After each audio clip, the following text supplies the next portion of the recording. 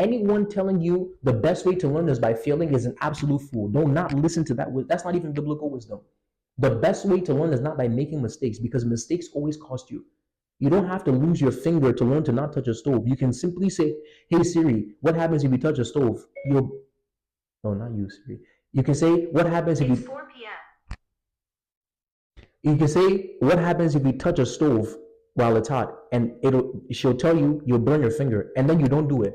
Whereas someone else had to lose their finger to learn that lesson. Now, both of you learned the principle, but one of you had to lose a finger to learn the principle. That's how mistakes work. You can learn through mistakes, but it always costs you if you have to make the mistake first. It is like a student who, I'll give you a very clear example.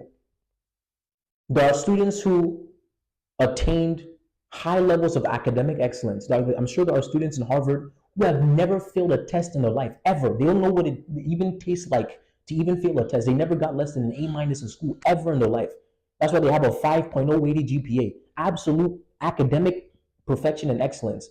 And then there are students who they never had anybody to mentor them and to teach them how to value intellectual development, how to value academic excellence. And so they had to go through school and fail many tests, fail many quizzes, get a lot of low grades before they learned not to procrastinate, not to hang around the wrong people, to pay attention during the lectures. They had to learn all of these principles through failure.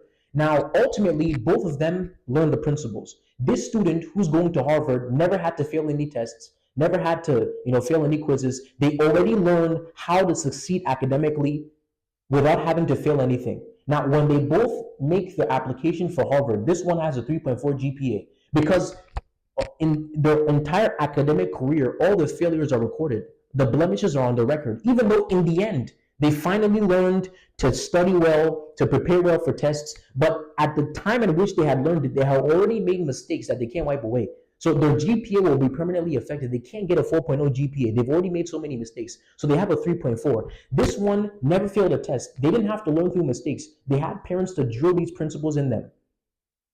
We don't expect anything less than an A+ in this household. You don't procrastinate, you study, so they're teaching and instilling and inculcating these values and principles to that child at a young age before they even take any tests. When they both are at the end of their high school careers, this one will have a 5.0 weighted GPA. This one will have a 3.4, even though at the end, both of them learn the principles. The difference is this one had to learn through failures. They didn't have a parent to inculcate these values. So they had to fail so many tests before they learned the lesson of not procrastinating and not waiting until the last day to study. They never made those mistakes because they had those values.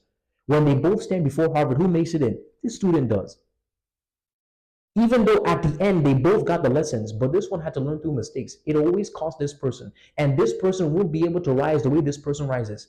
It's always better to not have to make the mistake because you have the advantage of not having to lose what a man will lose if you make certain mistakes. You don't have to lose your fingers to learn not to touch stoves. You don't have to fail tests to learn not to procrastinate. That's why we have such a value for knowledge in the kingdom. The Bible says, "My people perish for lack of knowledge."